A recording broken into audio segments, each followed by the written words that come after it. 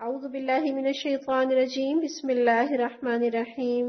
اللہم اجعلنا من الذین آمنوا وعملوا الصالحات وتواصوا بالحق وتواصوا بالصبر آمین یا رب العالمین۔ السلام علیکم ورحمۃ اللہ وبرکاتہ۔ الحمدللہ، اللہ کی رحمت اور اس کی توفیق سے آج ہم سورہ نساء کی آیت نمبر 153 سے اپنے سبق کا آغاز کریں گے۔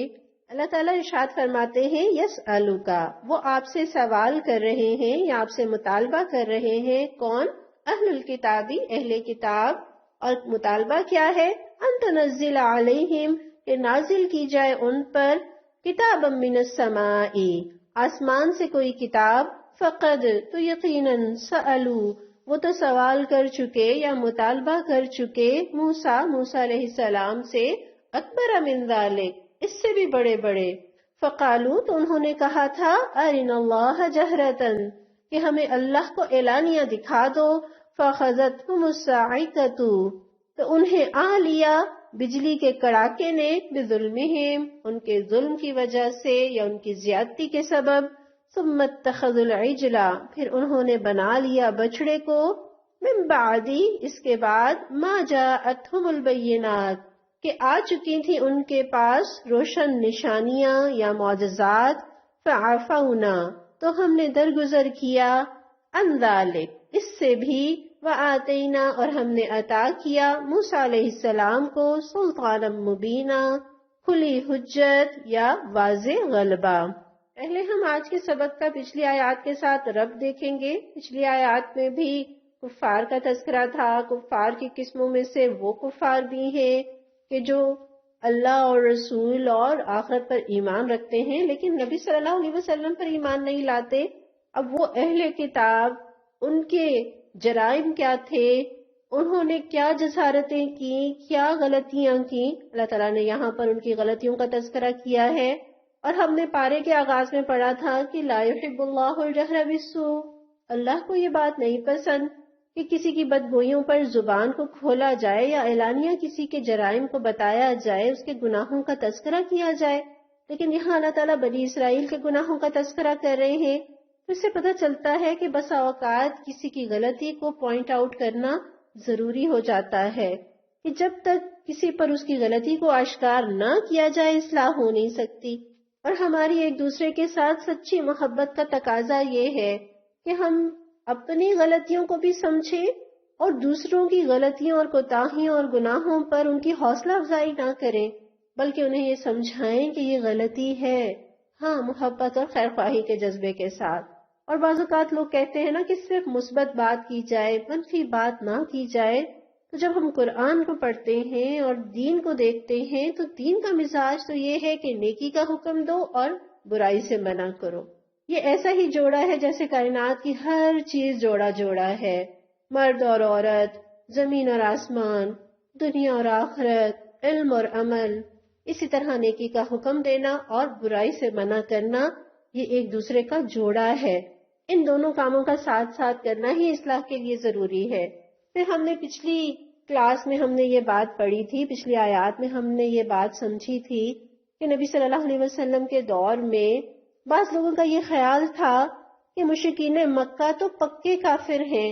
وہ نہ اللہ کو مانتے ہیں، نہ رسولوں کو مانتے ہیں، نہ آخرت پر وہ ایمان رکھتے ہیں، لیکن یہ اہل کتاب تو اللہ کو بھی خالق اور مالک مانتے ہیں، رسالت پر بھی ایمان رکھتے ہیں، دوبارہ جی اٹھنے پر بھی یقین رکھتے ہیں، لہٰذا ان کے ساتھ ہمیں وہ معاملہ نہیں کرنا چاہیے جو مشرکین مکہ کے ساتھ کیا جانا چاہیے، یعنی ان کے ساتھ تو ہم جنگ کریں مگر ان کے ساتھ نرم رویہ اپنانا چاہیے۔ تو یہاں اللہ تعالیٰ نے یہودیوں کے رویے بتائے ہیں کہ ان کی وکالت کر رہے ہو جنہوں نے اتنے بڑے بڑے جرائم کیے ہیں، اور یہاں اہل کتاب تم سے مطالبہ کرتے ہیں کہ ہم پر آسمان سے کوئی کتاب نازل ہو، یعنی ایک پوری کتاب بیک وقت آسمان سے ہم پر اتاری جائے، پھر ہم آپ پر ایمان لائیں گے۔ جس طرح حضرت موسیٰ علیہ السلام پر یک بارگی کتاب نازل ہوئی تھی، آپ کوہ طور پر تشریف لے گئے تھے اور جب واپس تشریف لائے تھے تو تورات تختیوں پر لکھی ہوئی شکل میں آپ ایک ہی بار لے کر آئے تھے۔ تو ان کا یہ مطالبہ کہ اسی طرح آپ پر بھی ایک ہی بار پوری کتاب نازل ہو تو ہم مانیں، یہ کیا کہ اب وہی نازل ہوئی اور اب ہوئی، ہم ایسی کتاب کے قائل نہیں جو تھوڑی تھوڑی کر کے اترے۔ اسی اعتراض اور اس کے جواب کو سورہ فرقان میں اللہ تعالیٰ نے نقل کیا ہے۔ اللہ تعالیٰ فرماتے ہیں وَقَالَ الَّذِينَ كَفَرُوا، اور کافر کہتے ہیں لَوْلَا نُزِّلَ عَلَيْهِ الْقُرْآنُ جُمْلَةً وَاحِدَةً، کہ یہ پورا قرآن ایک ہی دفعہ کیوں نازل نہیں کر دیا گیا؟ كَذَلِكَ لِنُثَبِّتَ بِهِ فُؤَادَكَ، یہ اس لیے تاکہ اس سے آپ کے دل مضبوط ہوں۔ وَرَتَّلْنَاهُ تَرْتِيلًا، اور اسی مقصد کے لیے ہم نے اسے وقفے وقفے سے تلاوت کیا ہے، یا وقفے وقفے سے اسے پڑھ پڑھ کر سنایا ہے۔ یعنی قرآن کا بتدریج نازل ہونا کس لیے؟ تاکہ دل مضبوط ہوں، دلوں کو ڈھارس ملتی رہے،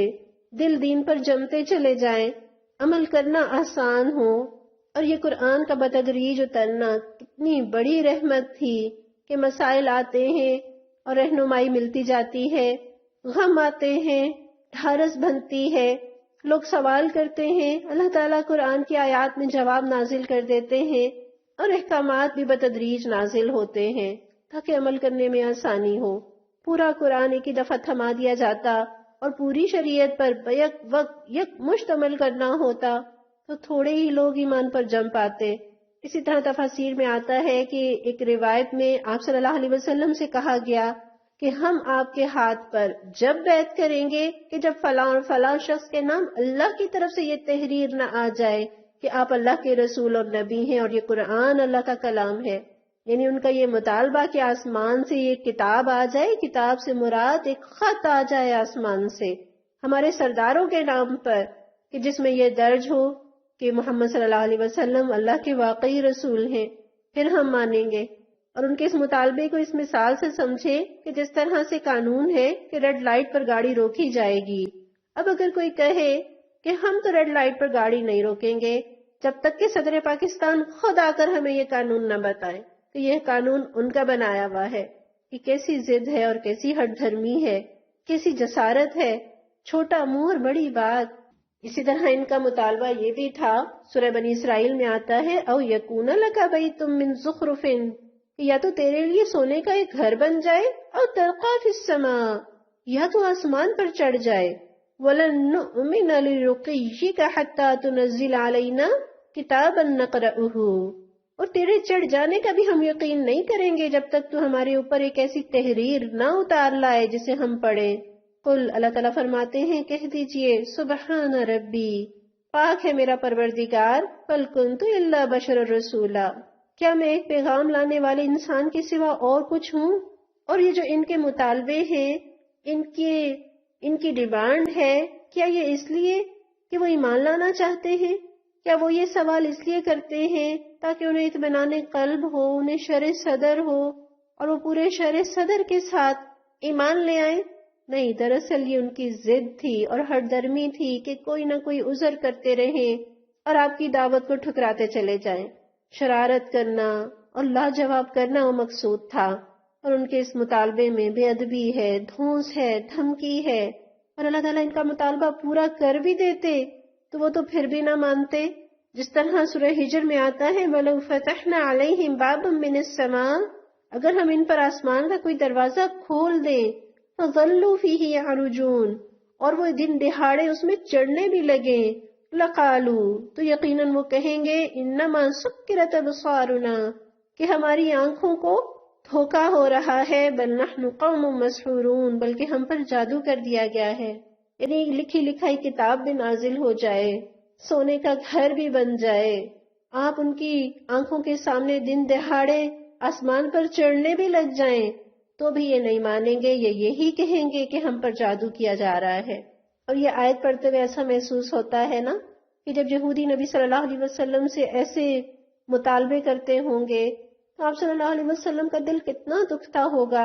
اور آپ کی کس قدر چاہت ہوگی کہ ان کا مطالبہ پورا ہو جائے اور یہ ایمان لے آئیں، اور آپ ان کے پے در پے سوالوں پر کتنے غمزدہ ہوتے ہوں گے۔ تو اللہ تعالیٰ نے ان کے غم کو کس طرح سے کم کیا ہے، انہیں حضرت موسیٰ علیہ السلام کی مثال دی ہے کہ نبی صلی اللہ علیہ وسلم آپ سے یہ یہودی جو سوال کر رہے ہیں، ان سے بڑے بڑے سوال تو بنی اسرائیل نے موسیٰ علیہ السلام سے کیے۔ یہاں ضمناً ایک سیکھنے کی بات یہ بھی ہے کہ ہم پر کوئی غم آئے، کوئی مصیبت آئے، کوئی پریشانی آئے، کوئی بیماری آئے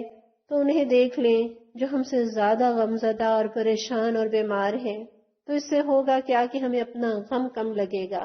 اور شکر کا جذبہ دل میں پیدا ہوگا۔ اور پھر یہاں دیکھیے کہ اللہ تعالیٰ نبی صلی اللہ علیہ وسلم کے دور کے یہودیوں کو یہ بات کہہ رہے ہیں کہ انہوں نے حضرت موسیٰ علیہ السلام سے اس سے بھی بڑے بڑے مطالبے کیے تھے۔ حالانکہ ہم دیکھتے ہیں کہ آپ صلی اللہ علیہ وسلم کے دور کے یہودیوں اور حضرت موسیٰ کے دور کے یہودیوں میں 2000 سال سے بھی زیادہ کا فاصلہ ہے، اور اتنی صدیوں کی دوری کے باوجود ان یہودیوں کو ان کے جرائم میں شریک قرار دیا جا رہا ہے کہ انہوں نے حضرت موسیٰ علیہ السلام سے اس سے بڑے بڑے مطالبے کیے تھے۔ کیوں؟ اس لیے کہ یہودی اپنے آباء و اجداد کے جرائم پر فخر کرتے تھے، انہیں اون کرتے تھے، سیدھا ٹھوک کر یہ باتیں کہتے تھے کہ ہم نے یہ اور یہ کیا ہے۔ انہوں نے کبھی ڈس اون نہیں کیا، ناپسند نہیں کیا کہ ایسا نہیں کیا جانا چاہیے تھا۔ اس سے پتہ چلتا ہے کہ صدیوں کا فاصلہ کیوں نہ ہو، ہزاروں میل کا فاصلہ کیوں نہ ہو، اگر کسی قوم کے جرائم یا کسی فرد کے گناہوں پر آپ خوش ہو رہے ہیں، آپ انہیں پسند کر رہے ہیں، تو ان کے جرائم میں آپ برابر کے شریک ہیں۔ اور اسی طرح وائس ورثہ، کسی کی نیکیاں ہیں، کوئی اچھا کام کہیں پر ہو رہا ہے، آپ کی خواہش اور آپ کی پسند اور آپ کی چاہتیں ان کے ساتھ ہیں، تو گویا آپ ان کے ساتھ نیکی میں برابر کے شریک ہیں۔ پھر آیت کے اگلے حصے میں اللہ تعالیٰ نے یہودیوں کے مطالبے کا ذکر کیا جو انہوں نے حضرت موسیٰ علیہ السلام سے کیا، اور ان کا مطالبہ کیا تھا کہ جب تک تم ہمیں خدا کو اعلانیہ کھلم کھلا نہ دکھا دو، ہم یہ ماننے کو تیار نہیں کہ وہ تم سے ہم کلام ہوتا ہے اور یہ کہ تم اس کے بھیجے ہوئے ہو۔ اور پھر اللہ تعالیٰ نے فرمایا کہ ان کی اس جسارت پر ان کو بجلی کے کڑاکے نے آن لیا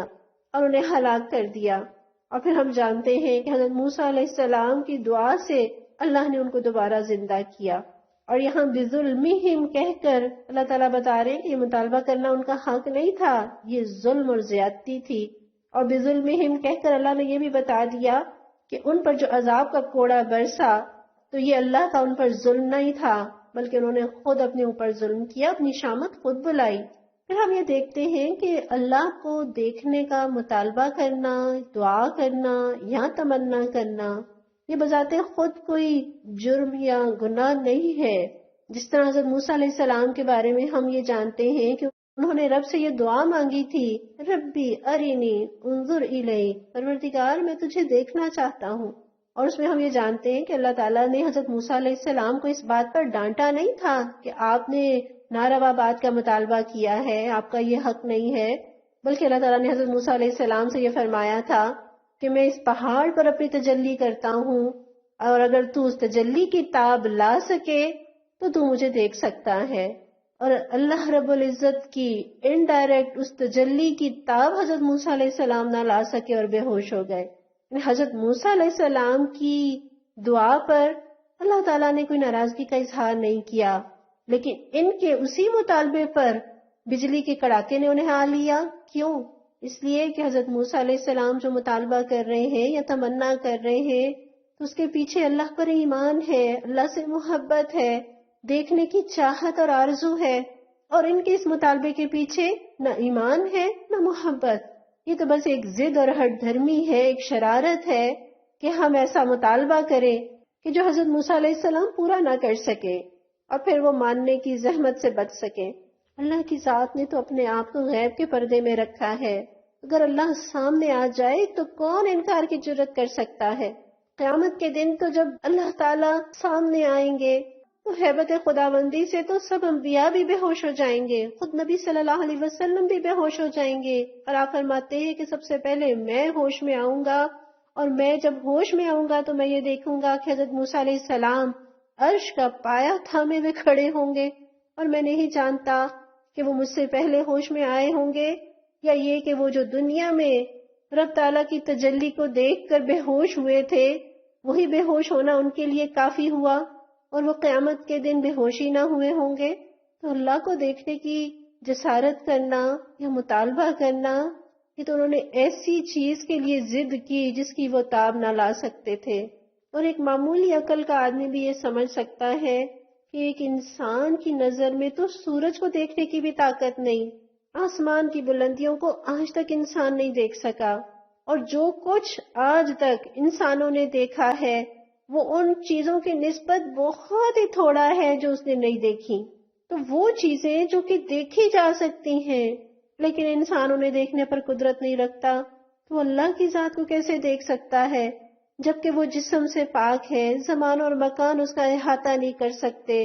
پوری کائنات اور کائنات کی ہر چیز اس کے احاطہ قدرت میں ہے، لیکن وہ کسی مخلوق کے احاطہ قدرت میں نہیں آ سکتا. جس طرح قرآن میں آتا ہے نا، لا تدرکہ الابصار، نگاہیں اسے نہیں پا سکتی، وہو یدرک الابصار، اور وہ نگاہوں کو پا لیتا ہے. اور بھلا جس تجلی کو حضرت موسیٰ علیہ السلام نہ سہار سکے اور بے ہوش ہو کر گر پڑے، بھلا یہ لوگ کیسے سہار سکتے ہیں؟ اور ہم نے تو قرآن کے آغاز میں پڑھا تھا کہ اس کتاب سے فائدہ وہی اٹھائیں گے جو غیب پر ایمان رکھتے ہوں گے. اور ہم نے تو بہت ساری اندیکھی چیزوں کو مانا ہے، تسلیم کیا ہے. ہم میں سے کتنوں نے کرونا کے وائرس کو اپنی آنکھوں سے دیکھا ہے؟ نہیں دیکھا نا، لیکن پھر بھی کیسا اس پر یقین ہے، کیسا ایمان ہے، کیسا اس سے ڈرتے ہیں. کسی چیز کو ماننے کے لیے اسے دیکھنا ضروری نہیں ہوتا. ماننے والوں کے لیے تو ہر چیز میں رب کی قدرت دکھائی دیتی ہے. ہوا کا چلنا ہو، پھول کا کھلنا ہو، بیج کا زمین کو پھاڑ کر نکلنا، بارش کا برسنا، آبشار کا بہنا، دریا کی روانی اور سمندر کی موجیں، ایک ایک چیز سے رب کی ذات چھلک رہی ہے. اور ضمناً اس میں یہ بات بھی ہم سیکھیں کہ پروردگار کو دیکھنے کی آرزو اور تمنا ہر مومن کے دل میں ہوتی ہے. نبی صلی اللہ علیہ وسلم کی دعاؤں میں یہ دعا بھی آتی ہے کہ اسألک لذت النظر الی وجہک، پروردگار میں تجھ سے تیرے چہرے کو دیکھنے کی لذت کا سوال کرتا ہوں، والشوق الی لقائک، اور تیری ملاقات کا شوق رکھتا ہوں. اور پیارے نبی صلی اللہ علیہ وسلم تو صحابہ کو، امت کو اللہ کے دیدار کا شوق دلاتے ہوئے فرماتے ہیں، بخاری کی روایت میں آتا ہے، صحابہ فرماتے ہیں کہ ہم ایک مرتبہ نبی صلی اللہ علیہ وسلم کی خدمت میں حاضر تھے اور آپ صلی اللہ علیہ وسلم نے چاند کی طرف نظر اٹھائی جو کہ 14ویں رات کا تھا. پھر آپ نے فرمایا کہ تم لوگ بے ٹوک اپنے پروردگار کو اسی طرح دیکھو گے جیسے اس چاند کو دیکھ رہے ہو، یا یہ فرمایا کہ تمہیں اس کے دیدار میں ذرا شبہ نہیں ہوگا. اور پھر فرمایا اس لیے اگر تم سے سورج کے طلوع اور غروب سے پہلے یعنی فجر اور عصر کی نمازوں کے پڑھنے میں کوتاہی نہ ہو سکے تو ایسا ضرور کرو، یعنی فجر اور عصر کی نماز کے پڑھنے میں کوتاہی نہ کرو، کہ یہ 2 وقت کی نمازیں ایسی ہیں کہ جو ان 2 نمازوں کی پابندی کرتا ہے وہ رب کا دیدار کر سکے گا. فجر میں انسان کو اپنی نیند بڑی پیاری ہوتی ہے، وہ اپنی پیاری نیند کو چھوڑ کر اللہ کے آگے جھکتا ہے، اور عصر میں اسے اپنی عزیز دنیا، اس کی مصروفیت کو ترک کر کے اللہ کے آگے جھکنا، یہ وہ ایسی چیزیں ہیں کہ ایسا کرنے والوں کو رب اپنا دیدار کرائے گا. اور یہ کتنی بڑی نعمت ہوگی. پیارے نبی فرماتے ہیں کہ جب جنتی جنت میں داخل ہو جائیں گے تو ایک پکارنے والا پکارے گا کہ اللہ سے تمہیں ایک اور چیز ملنے والی ہے. وہ کہیں گے کہ اللہ نے ہمارے چہروں کو روشن نہیں کیا، ہمیں جہنم سے نجات نہیں دی اور ہمیں جنت میں داخل نہیں کیا. وہ کہیں گے کیوں نہیں. پھر حجاب اٹھ جائے گا اور آپ صلی اللہ علیہ وسلم نے فرمایا اللہ کی قسم، اللہ نے انہیں کوئی ایسی چیز نہیں دی جو ان کے نزدیک اللہ کے دیدار سے زیادہ محبوب ہو. یعنی جنتیوں کو کھانوں سے اور لباس اور زیورات اور انواع اقسام کی نعمتوں سے بڑھ کر جو چیز محبوب ہوگی وہ اللہ کا دیدار ہوگا. اللہم اجعلنا منہم، اللہ ہمیں ان لوگوں میں شامل کر دے. پھر اللہ تعالیٰ نے ان کی ایک اور بڑی جسارت اور ایک اور ظلم کا تذکرہ کیا کہ ثم اتخذوا العجل، انہوں نے بچڑے کو معبود بنا لیا. اور یہاں آپ آیت پر غور کریں، اللہ تعالیٰ نے یہ نہیں فرمایا ثم اتخذوا العجل آلہہ کہ انہوں نے بچڑے کو معبود بنا لیا. نہیں، گویا اللہ نے بچڑے کے ساتھ معبود کا لفظ لانا بھی گوارا نہیں کیا. کتنی بڑی نادانی ہے، کتنی بڑی جسارت ہے کہ بڑے بڑے معجزے دیکھ لینے کے بعد بھی انہوں نے بچڑے کو معبود بنا لیا. کیسے کیسے معجزے اللہ تعالیٰ نے انہیں عطا کیے. حضرت موسیٰ علیہ السلام کو اللہ نے عصا دیا، ید بیضا دیا. ملک بھر کے جادوگروں کے مقابلے میں حضرت موسیٰ کو اللہ نے کامیابی عطا کی، اور ان کی آنکھوں نے یہ منظر دیکھا کہ جادوگر ایمان لے آئے. پھر حضرت موسیٰ علیہ السلام جب اپنی قوم کو لے کر نکلے اور آگے سمندر تھا اور پیچھے فرعون کا لشکر، اور بنی اسرائیل نے یہ سمجھا کہ ہم تو مارے گئے، اور پھر حضرت موسیٰ علیہ السلام نے جو سمندر پر عصا مارا تو وہ سمندر 2 بڑے بڑے ٹکڑوں میں بٹ گیا اور بیچ میں سوکھی سڑک بن گئی۔ آپ دیکھیں کہ وہ جگہ جہاں پر مدتوں سے پانی بہ رہا ہو، وہاں سے پانی اگر ہٹ بھی جائے تو اس جگہ کو سوکھنے میں کتنا وقت لگتا ہے، لیکن اللہ نے آن کی آن میں نہ صرف پانی کو ہٹا دیا بلکہ اس کے درمیان جو راستہ بنایا اسے خشک راستہ بنا دیا، اور اس خشک راستے سے بنی اسرائیل گزر گئے، اور اسی خشک راستے پر جب فرعون کا لشکر پہنچا، اللہ تعالیٰ نے سمندر کے ان 2 ٹکڑوں کو پھر باہم ملا دیا، اور فرعون اور اس کا لشکر پانی میں غرق ہو گیا۔ وَأَنْتُمْ تَنْظُرُونَ، قرآن کہتے ہیں اور تم دیکھ رہے تھے۔ پھر صحرا میں بادلوں کا سائبان، من و سلوہ کا اترنا، بنی اسرائیل کے 12 قبیلوں کے لیے 12 چشموں کا پھوٹنا، یہ ایک ایک معجزہ کس نے عطا کیا؟ اللہ نے، بجائے اس کے کہ اللہ کے آگے جھکتے، بچھڑے کے آگے جھک گئے۔ اور بنی اسرائیل کے بارے میں یہ بھی آتا ہے نا کہ جب وہ سمندر پار کر کے ابھی تھوڑی ہی دور گئے تھے کہ ان کا جب ایسی قوم پر سے گزر ہوا جو بتوں کی پوجا کرتی تھی تو کہنے لگے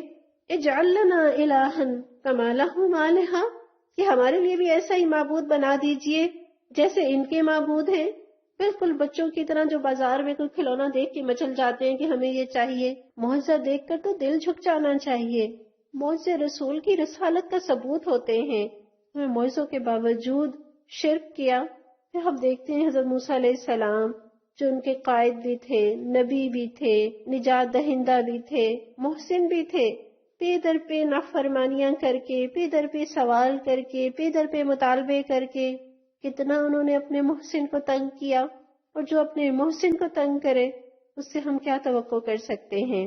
تو میں اور آپ سیکھیں کہ اپنے محسنوں کو نہ ستائیں۔ اللہ اور اس کے رسول صلی اللہ علیہ وسلم کے بعد دنیا میں والدین اور اساتذہ جنہوں نے ہمیں دنیا کا علم سکھایا یا دین کا علم سکھایا ہمارے محسن ہیں۔ پھر میرے اور آپ کے سامنے معجزہ ہے نبی صلی اللہ علیہ وسلم کا قرآن کی شکل میں، میرے اور آپ کے ہاتھوں میں ہے۔ اتنے بڑے معجزے کے ہوتے ہوئے پھر کبھی ہم اپنے نفس کو الہ بنا لیں، اپنی خواہشات کو الہ بنا لیں، معاشرے کے رسم و رواج کو اللہ کے حکموں سے بڑا درجہ دے دیں، اور اجلت سے بھی ہے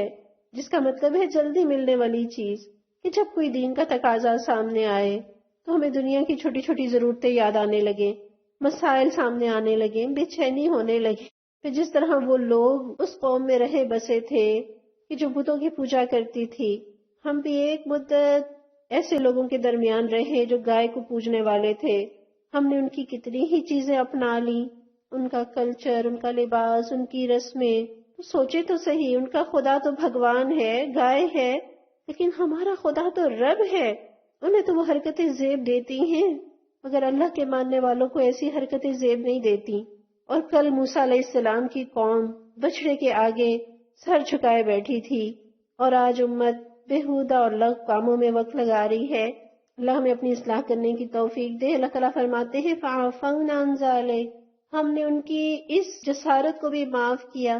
سبحان اللہ، اللہ کتنا موقع دیتے ہیں، کتنی مہلت دیتے ہیں۔ اللہ کی رحمت دیکھیے، وہ شرک جسے اللہ نے خود ظلم عظیم کہا، زندگی میں توبہ کر لے تو رب دھتکارے گا نہیں، رب معاف کرنے کو تیار ہے، کتنا ہی بڑا گناہ کیوں نہ ہو، جیتے جی رب کی طرف پلٹ آئیں، رب تھامنے میں دیر نہیں لگائے گا۔ آیت کے آخری حصے میں اللہ تعالیٰ فرماتے ہیں وَآتَيْنَا مُوسَىٰ سُلْطَانًا مُبِينًا، اور ہم نے موسیٰ علیہ السلام کو کھلی حجت، واضح غلبہ عطا کیا تھا۔ یہاں سلطان سے مراد زور بھی ہے، غلبہ بھی ہے، قوت بھی ہے، رعب بھی ہے۔ وہ اللہ تعالیٰ نے حضرت موسیٰ علیہ السلام کو معجزات کے حوالے سے غلبہ دیا، علم کے حوالے سے غلبہ عطا کیا، دلائل کے حوالے سے دنیا بھر پر غالب کیا، سیرت کے اعتبار سے، کردار کے اعتبار سے،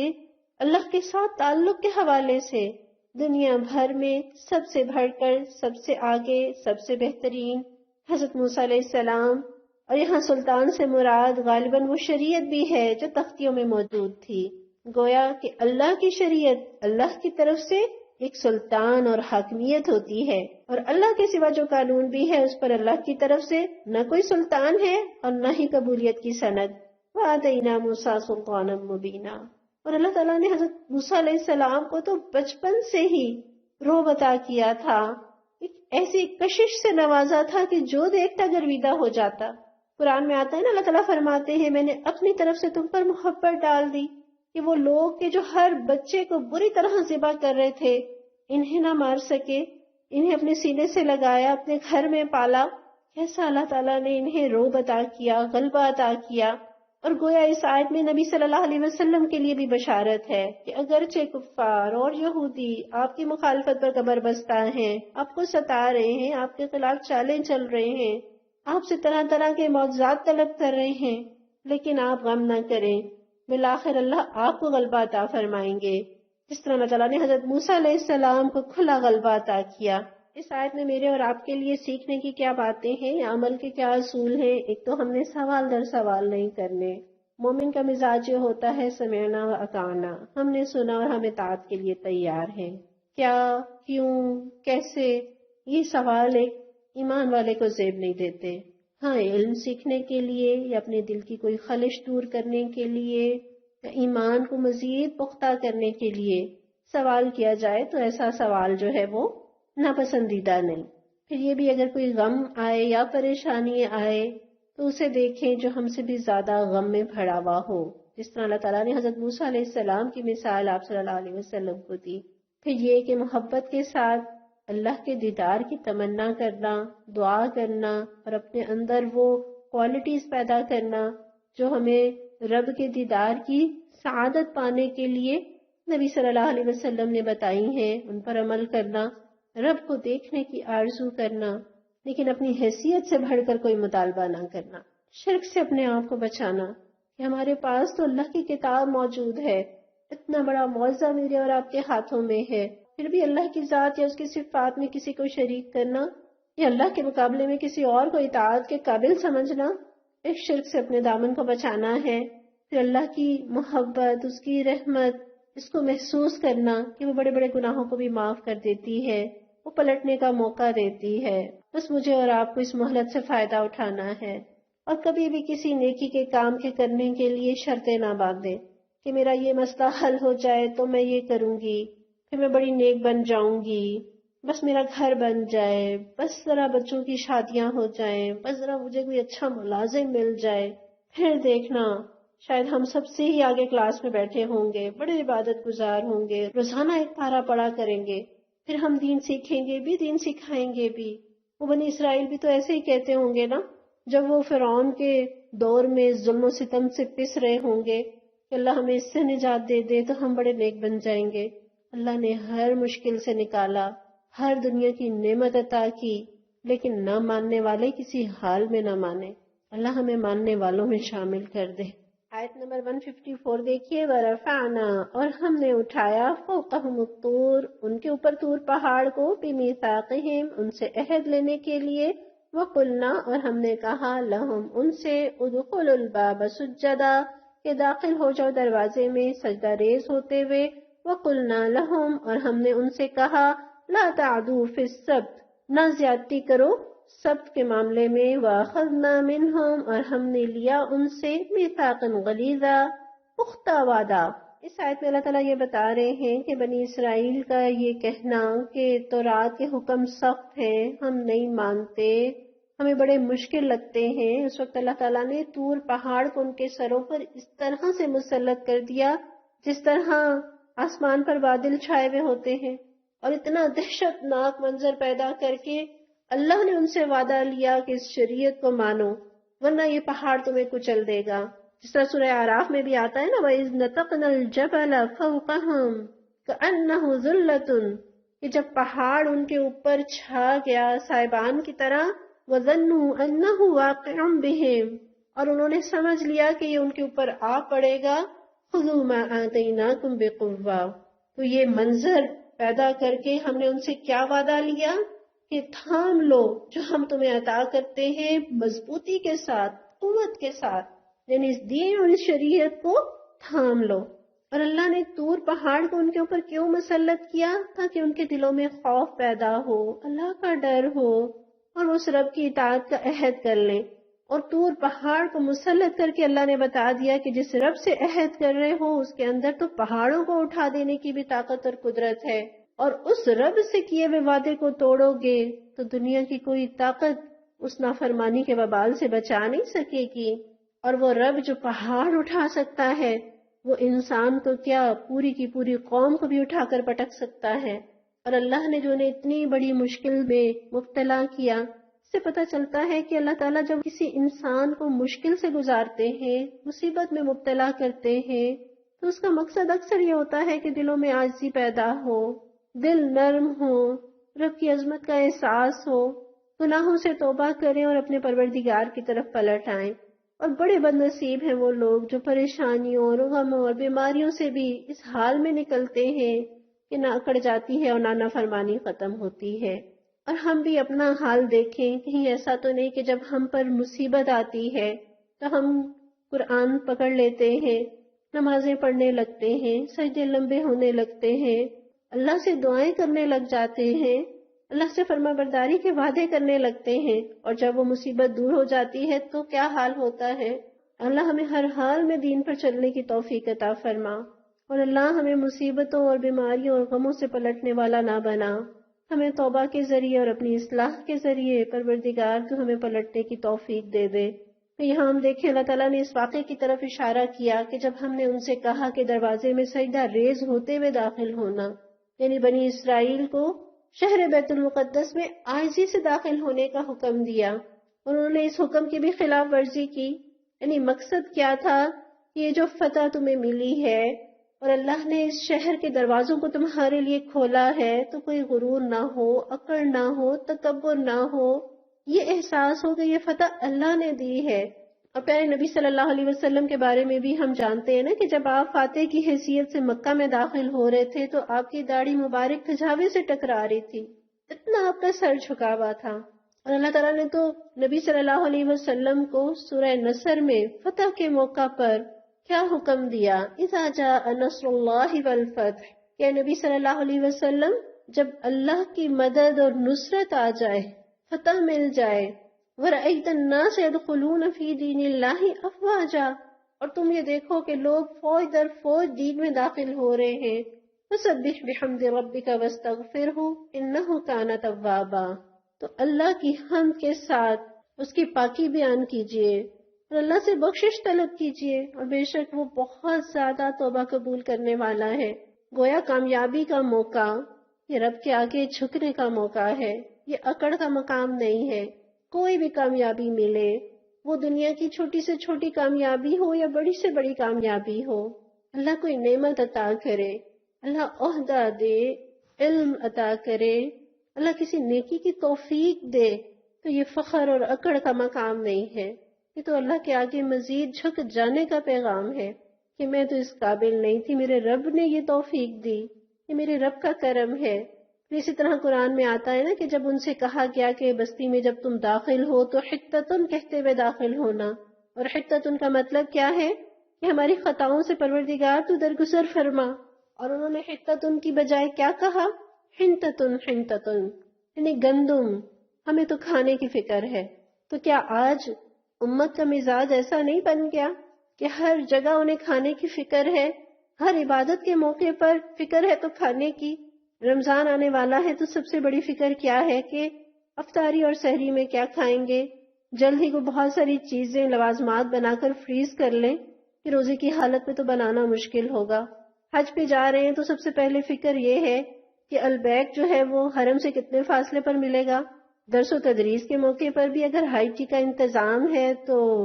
بڑی رونق ہے، بصورت دیگر حال مختلف ہے، تو یہ مزاج نہ ہو۔ پھر آیت کے اگلے حصے میں اللہ تعالیٰ نے سبت کے واقعے کی طرف اشارہ کیا ہے، یعنی سبت کا دن جو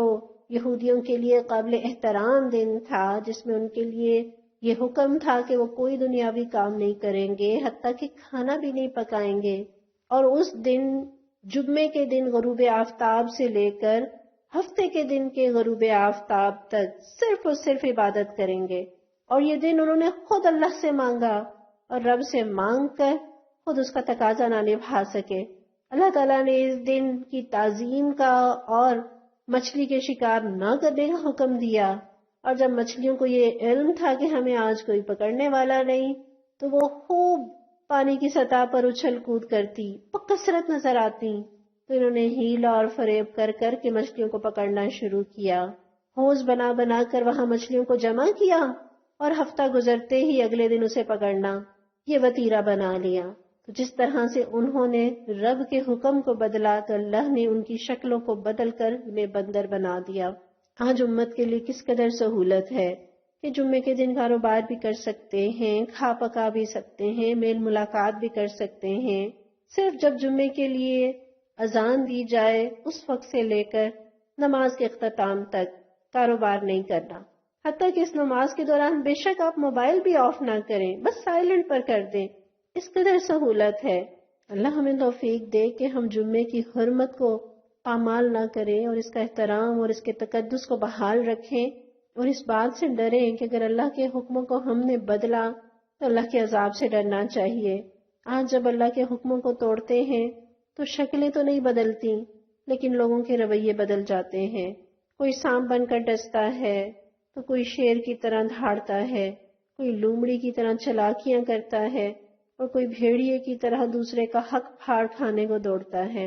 انسان اسفل السافلین کے درجے پر جا گرتا ہے، جانور سے بھی بدتر ہو جاتا ہے۔ اللہم لا تجعلنا منہم۔ آیت نمبر 155 دیکھیے، فَبِمَا نَقْضِهِمْ مِيثَاقَهُمْ، بس ان کے عہد کو توڑنے کی وجہ سے، وَكُفْرِهِمْ بِآیاتِ اللہ، اور اللہ کی آیات کے انکار کے سبب، وَقَتْلِهِمُ الْأَنْبِيَاءَ بِغَيْرِ حق، اور ان کا نبیوں کو بغیر حق کے قتل کرنا، وَقَوْلِهِمْ، اور ان کا کہنا، قُلُوبُنَا غُلْفٌ، ہمارے دل محفوظ ہیں، بلکہ طبع اللہ علیہا بکفرہم، اللہ نے مہر لگا دی، ٹھپا لگا دیا ان پر ان کے انکار کی وجہ سے، فلا یؤمنون الا قلیلا، پس وہ کم ہی ایمان لائیں گے۔ اس آیت میں اللہ تعالیٰ نے بنی اسرائیل کے 5 بڑے بڑے جرائم کا تذکرہ کیا ہے، جس میں پہلا جرم کیا ہے کہ ان کا وعدوں کو توڑنا، اور یہاں وعدے کے لیے میثاق کا لفظ استعمال ہوا ہے۔ ہمارا دین تو وعدوں کے بارے میں بڑا سنجیدہ ہے، اور وعدے کے خلاف ورزی تو پیارے نبی صلی اللہ علیہ وسلم نے منافق کی نشانیوں میں سے ایک نشانی قرار دی ہے کہ جب وہ وعدہ کرتا ہے تو اس کی خلاف ورزی کرتا ہے، اور یہاں تو وعدے سے بڑھ کر میثاق کا لفظ استعمال ہوا ہے۔ میثاق تو وہ وعدہ ہوتا ہے جس میں آپ یوں کہہ لیجئے لکھت پڑھت ہوتی ہے، تو انہوں نے اتنے پکے وعدے کر کے اللہ سے ان وعدوں کو توڑا، اور قرآن ان وعدوں کا تذکرہ کرتا ہے جو اللہ نے ان سے لیے۔ وَإِذَا أَخَذْنَا مِيثَاقَكُمْ وَرَفَعْنَا فَوْقَكُمُ الطُّورَ خُذُوا مَا آتَيْنَاكُمْ بِقُوَّةٍ، جب ہم نے ان سے پختہ وعدہ لیا طور پہاڑ کو ان کے اوپر اٹھا کر کہ ہم جو کچھ تمہیں دے رہے ہیں اسے مضبوطی سے تھامو، وَاذْكُرُوا مَا فِيهِ، اور یاد رکھو جو کچھ اس میں ہے، لَعَلَّكُمْ تَتَّقُونَ، تاکہ تم برے انجام سے بچ جاؤ۔ لیکن اللہ تعالیٰ فرماتے ہیں ثُمَّ تَوَلَّيْتُم مِّن بَعْدِ ذَلِكَ، تم اس کے بعد پھر گئے، نہیں وعدہ کر کے مکر گئے، وعدہ کیا کہ تو رات کو پکڑیں گے، انبیاء کی پیروی کریں گے، توحید پر قائم رہیں گے، لیکن پھر وعدہ نہ نبھایا۔ قرآن ایک اور جگہ وعدوں کا تذکرہ کرتا ہے کہ وَإِذَا أَخَذْنَا مِيثَاقَ بَنِي إِسْرَائِيلَ لَا تَعْبُدُونَ إِلَّا اللَّهَ، جب ہم نے وعدہ لیا تھا بنی اسرائیل سے کہ تم اللہ کے سوا کسی کی بندگی نہیں کرو گے، اور والدین کے ساتھ اور رشتہ داروں اور یتیموں اور مسکینوں کے ساتھ حسن سلوک کرو گے، ان لوگوں سے بھلی بات کہو گے، نماز قائم کرو گے، زکوٰۃ ادا کرو گے۔ اللہ تعالیٰ اس وعدے کا ذکر کرنے کے بعد فرماتے ہیں ثُمَّ تَوَلَّيْتُمْ إِلَّا قَلِيلًا مِّنْكُمْ، پھر تم اس وعدے سے پھر گئے مگر بہت تھوڑے لوگ اس وعدے پر قائم رہے۔ اسی طرح بارہا قرآن نے ان وعدوں کا تذکرہ کیا ہے، تو اللہ ان کا ذکر کیوں کرتے ہیں؟ اس لیے کہ آج مجھے اور آپ کو احساس ہو کہ ہم نے اپنے رب سے کیے ہوئے وعدوں کو توڑنا نہیں ہے، انہیں نبھانا ہے۔ ہم نے بنی اسرائیل کے نقش قدم پر نہیں چلنا۔ پھر اللہ نے ان کا دوسرا بڑا جرم بتایا، وَكُفْرِهِمْ بِآیَاتِ اللَّهِ، کہ وہ اللہ کی آیات کا انکار کرتے تھے۔ یہاں اللہ کی آیات سے مراد تورات بھی ہو سکتی ہے، لیکن ہم یہ دیکھتے ہیں کہ کبھی یہودیوں نے یہ نہیں کہا کہ ہم تورات کو نہیں مانتے۔ ان کا تورات کا انکار کرنے سے مراد کیا ہے کہ وہ تورات پر عمل نہیں کرتے تھے۔ اللہ کی آیات سے انکار سے مراد اللہ کے احکامات کا انکار بھی ہے. انہوں نے اللہ کے حکموں کو نہ مانا. کہیں آج ہمارا یہ حال تو نہیں کہ ہم قرآن کو تو مانتے ہیں، احترام کرتے ہیں، چومتے ہیں، الماری کے سب سے اوپر والے خانے میں رکھتے ہیں، لیکن ان آیات کو نہ سمجھتے ہیں اور نہ ان پر عمل کرتے ہیں. وہ کفرہم بآیات اللہ. اور یہاں اللہ کی آیات سے انکار سے مراد اللہ کے معجزوں سے انکار بھی ہے، اور معجزے کا انکار نبوت کا انکار ہے. اور ہمارے پاس اللہ کا سب سے بڑا معجزہ قرآن ہے، اور ہمارا اس معجزے کے ساتھ کیا سلوک ہے کہ ہم بند قرآن کی تو بڑی عزت اور بڑا احترام کرتے ہیں، لیکن قرآن کے کھلنے سے ڈرتے ہیں، قرآن کے سمجھنے سے ڈرتے ہیں کہ پتہ چل گیا تو عمل کرنا پڑے گا. پھر یہاں اللہ نے ان کا تیسرا بڑا جرم یہ بتایا وَقَتْلِهِمُ الْأَنْبِيَاءَ بِغَيْرِ حَقٍّ. انہوں نے نبیوں کو ناحق قتل کیا. یہاں اللہ تعالیٰ نے ان کی کتنی بڑی جسارت کا تذکرہ کیا کہ انہوں نے نبیوں کو ناحق قتل کیا. اور نبی کو تو قتل کرنا ہی ناحق ہے. کسی نبی کا قتل حق کے ساتھ ہو نہیں سکتا. پیغمبر تو لے کر ہی حق آتے ہیں، لیکن اللہ نے ان کے قتل کے ساتھ بغیر حق کا لفظ جو لگایا تاکید اور زور پیدا کرنے کے لیے کہ انہوں نے کتنا بڑا ناحق کام کیا. قرآن میں ایک اور جگہ آتا ہے أَفَكُلَّمَا جَاءَكُمْ رَسُولٌ بِمَا لَا تَهْوَىٰ أَنفُسُكُمُ اسْتَكْبَرْتُمْ. کیا ایسا نہیں ہوا کہ جب کبھی کوئی رسول تمہارے پاس آیا کسی ایسی چیز کے ساتھ جو تمہارے نفسوں کو ناپسند تھی تو تم نے تکبر کیا؟ فَفَرِيقًا كَذَّبْتُمْ وَفَرِيقًا تَقْتُلُونَ. تو ایک گروہ کو تم نے جھٹلایا اور ایک گروہ کو تم نے قتل کر دیا. یعنی جس نے تمہاری مرضی کے خلاف بات کی تو تم نے انہیں جان سے ہی مار ڈالا، ان کی زبانوں کو یہ ہمیشہ کے لیے خاموش کرا دیا. اور ابو داؤد میں ابن مسعود رضی اللہ عنہ کی ایک روایت ہے جس سے پتہ چلتا ہے کہ یہود نے 300 انبیاء کو قتل کیا، جن میں حضرت زکریا اور حضرت یحییٰ علیہ السلام بھی شامل ہیں. اور خود نبی صلی اللہ علیہ وسلم کو یہود کے ہاتھوں شہادت نصیب ہوئی. حضرت عائشہ رضی اللہ عنہا فرماتی ہیں کہ رسول اللہ صلی اللہ علیہ وسلم جس بیماری میں فوت ہوئے فرماتے تھے، اے عائشہ میں ہمیشہ اس کھانے کی تکلیف محسوس کرتا رہا اور یہ وقت ہے کہ میں اس زہر سے اپنے دل کی رگ کا کٹ جانا محسوس کرتا ہوں. یہ بخاری کی روایت ہے. اور یہ تو خدا کا شکر ہے کہ اس امت میں انبیاء نہیں آئے، ورنہ بنی اسرائیل کی پیروی میں یہ امت شاید یہ جرم بھی کر بیٹھتی. ہاں انبیاء تو نہیں آئے، لیکن صحابہ کو، علماء کو، حق پر چلنے والوں کو ہمیشہ ستایا گیا. نبی صلی اللہ علیہ وسلم کو گزرے 50 برس بھی نہیں گزرے تھے کہ نواسۂ رسول اور ان کے خاندان کو ذبح کر دیا گیا. بڑے بڑے اسکالرز کے بارے میں آتا ہے، امام نسائی رحمۃ اللہ علیہ شہید کیے گئے، امام ابو حنیفہ کو زہر دے کر رستے سے ہٹایا گیا، امام مالک رحمۃ اللہ علیہ کو بڑی تکلیفیں برداشت کرنا پڑی، امام احمد بن حنبل کو اتنے کوڑے مارے گئے کہ اگر ہاتھی کو بھی مارے جاتے تو بلبلا اٹھتے. اور تو اور خلفائے راشدین کو دیکھیے، حضرت عمر، حضرت عثمان، حضرت علی رضوان اللہ علیہ مجمعین، یہ تینوں شہید کیے گئے. حضرت عمر بن عبدالعزیز رحمۃ اللہ علیہ کو زہر دے کر رستے سے ہٹایا گیا. پھر اللہ تعالیٰ نے ان کا چوتھا جرم بتایا وَقَوْلِهِمْ قُلُوبُنَا غُلْفٌ. اور انہوں نے کہا کہ ہمارے دل محفوظ ہیں. دل محفوظ ہونے سے کیا مراد ہے کہ ہمیں تمہاری بات سمجھ میں نہیں آتی، ہم جس پیٹرن پر زندگی گزار رہے ہیں اس سے ہٹنا نہیں چاہتے، اس سے ہٹنا ہمارے لیے ممکن نہیں. ہمارے دل تو ایسے جیسے کوئی قلعہ ہے، ہم اپنے عقیدے پر مضبوطی سے جمے ہوئے ہیں، ہم بالکل ٹھیک ہیں، ہمیں اصلاح کی کوئی ضرورت نہیں. یا یہ کہ ہمارے دل علم سے اور حکمت سے پہلے ہی بھرے ہوئے ہیں، ہمیں پہلے ہی سب کچھ پتا ہے، ہمیں سیکھنے کی ضرورت نہیں. قَوْلِهِمْ قُلُوبُنَا غُلْفٌ. ہمارے دل بند ہیں، اور دل کا بند ہونا یہ فخر کی بات نہیں ہے، یہ تو اللہ کی لعنت کی نشانی ہے. بند جگہ پر تو آپ دیکھیں ویرانی ہوتی ہے، وحشت ہوتی ہے، اندھیرے ہوتے ہیں، جنوں اور شیاطین کے بسیرے ہوتے ہیں. اور جو اپنے دلوں کو بند کر لے تو اللہ ان کے دلوں پر مہر لگا دیتے ہیں، اور جب دلوں پر مہر لگ جاتی ہے تو دل سخت ہو جاتے ہیں، ایمان کی مٹھاس محسوس نہیں ہوتی، اللہ کے نور سے بھی روشنی نہیں ملتی، ہدایت کا منبع اور ہدایت کے سورس سے بھی ہدایت نہیں ملتی. اور دل پر ٹھپا لگنے کی نشانی کیا ہے کہ نیکی کرنا مشکل اور گناہ کرنا آسان ہو جاتا ہے. لغویات میں دل لگتا ہے لیکن قرآن اور حدیث کی باتیں سننے میں دل نہیں لگتا. دنیا کے علم کے لیے دور جانا پڑے تو سکے، اور دین کا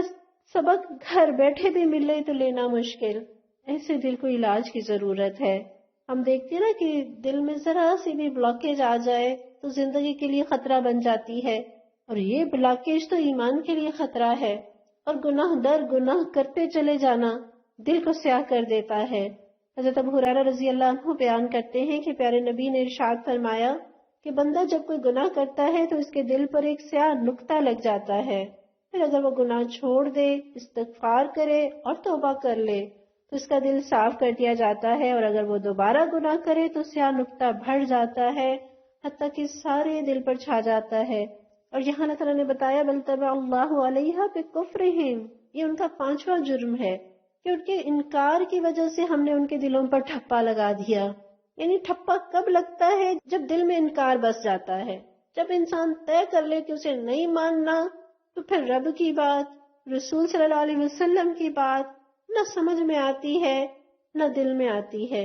جو ماننے کے لیے تیار نہیں، جو اللہ کی آیتوں کا انکار کرتے ہیں، جو حد سے تجاوز کرنے والے ہیں، جو جھگڑالو ہیں، جو متکبر ہیں، جو جبار ہیں، جو مرتاب ہیں یعنی سراسر شک میں پڑے ہوئے ہیں، جو جہاد سے روگردانی کرنے والے ہیں، جو نفس پرست ہیں، جنہوں نے نہ ماننے کی ٹھان لی ہے، یہ وہ لوگ ہیں جن کے دلوں پر اللہ تعالیٰ نے مہر لگا دی، ان پر کوئی نصیحت اثر نہیں کرتی۔ سورہ فرقان میں اللہ تعالیٰ نے عباد الرحمن کی صفات میں سے ایک صفت یہ بتائی ہے کہ وَإِذَا ذُكِّرُوا بِآيَاتِ رَبِّهِمْ، جب وہ اپنے رب کی آیات کے ذریعے نصیحت کیے جاتے ہیں، لَمْ يَخِرُّوا عَلَيْهَا صُمًّا وَعُمْيَانًا، تو وہ اس سے بہرے اور اندھے بن کر نہیں گزر جاتے۔ وہ ایسے نہیں ہوتے کہ جنہیں نہ کچھ سنائی دے نہ کچھ دکھائی دے، وہ اس سے نصیحت حاصل کرنے والے ہوتے ہیں۔ پھر اللہ تعالیٰ فرماتے ہیں فَلَا يُؤْمِنُونَ إِلَّا قَلِيلًا، ان میں سے کم ہی لوگ ایمان لائیں گے، یعنی ان میں بہت کم لوگ ایسے ہوئے جنہوں نے اپنے دل کے دروازے کو کھلا رکھا اور حق کو قبول کیا اور اللہ کے ہاں عزت والے بن گئے، جیسے حضرت عبداللہ بن سلام رضی اللہ عنہ اور ان کے کچھ ساتھی یہودیوں میں سے ایمان لے آئے۔ فَلَا يُؤْمِنُونَ إِلَّا قَلِيلًا، یہ بہت کم ایمان لائیں گے۔ اللہ ہمیں ان کم لوگوں میں شامل کر دے۔ میں ہمارے لیے سیکھنے کی کیا باتیں ہیں کہ اللہ کے ساتھ کیے ہوئے وعدوں کو نبھانا ہے، اللہ کے حکموں کا انکار نہیں کرنا، اللہ کی طرف بلانے والوں کو ستانا نہیں ہے، اور کبھی یہ نہیں سمجھنا کہ ہم ہدایت پر ہیں یا ہمارے پاس بڑا علم ہے یا اپنے طور طریقوں پر ہم جم جائیں، اپنے دلوں کو بند نہ کر لیں، اپنے دلوں کو کھولیں تاکہ قرآن اور سنت کی ٹھنڈی ہوائیں ہمارے دلوں کو تازگی بخشیں، ہمارے دلوں کی ویرانی اور وحشت اور تاریکی دور ہو۔ ایسا نہ ہو کہ ہر چیز کے لیے ہمارے دل میں گنجائش ہو اور اللہ کا کلام سیکھنے اور سکھانے کے لیے ہمارا دل بند ہونے لگے۔ اللہ سے اس بات سے بھی پناہ مانگنی ہے کہ ہمارے دلوں پر اللہ ٹھپا لگا دے ہماری کسی گناہ کی وجہ سے، ہماری کسی نافرمانی کی وجہ سے، اور اللہ ہمیں ان کم لوگوں میں ہمیشہ شامل رکھے جو ایمان لانے والے ہوتے ہیں، جو مان جانے والے، جو جھک جانے والے ہوتے ہیں۔ ان آیات میں اللہ تعالیٰ نے یہودیوں کے جرائم بتائے کہ یہ ان کے مسلسل جرائم ہیں جن کا ارتکاب اسلاف سے لے کر اخلاق تک ہوتا آ رہا ہے۔ ان سے کس خیر کی توقع کرتے ہو؟ وہ قوم کی جس کی یہ تاریخ ہے، یہ ہسٹری ہے، یہ ان کا قومی مزاج ہے، ان میں سے کم ہی ہے جو ایمان لائیں گے۔ لہٰذا ان سے ہمدردی، ان سے دوستی کی بجائے ان کی غلطیوں سے سبق سیکھیں اور ہم ان غلطیوں کو نہ دہرائیں۔ اللہ ہمیں ان لوگوں کے راستے پر چلا جن پر تو نے انعام فرمایا، اور پروردگار ان لوگوں کے راستے پر چلنے سے بچا لے کہ جن پر آپ کا غضب ہوا اور جو لوگ گمراہ ہوئے۔ ربنا تقبل منا انك انت السميع العليم وتب علينا انك انت التواب الرحيم، وصلى الله تعالى على رسول خير خلقه محمد وعلى آله واصحابه اجمعين برحمتك يا ارحم الراحمين يا رب العالمين۔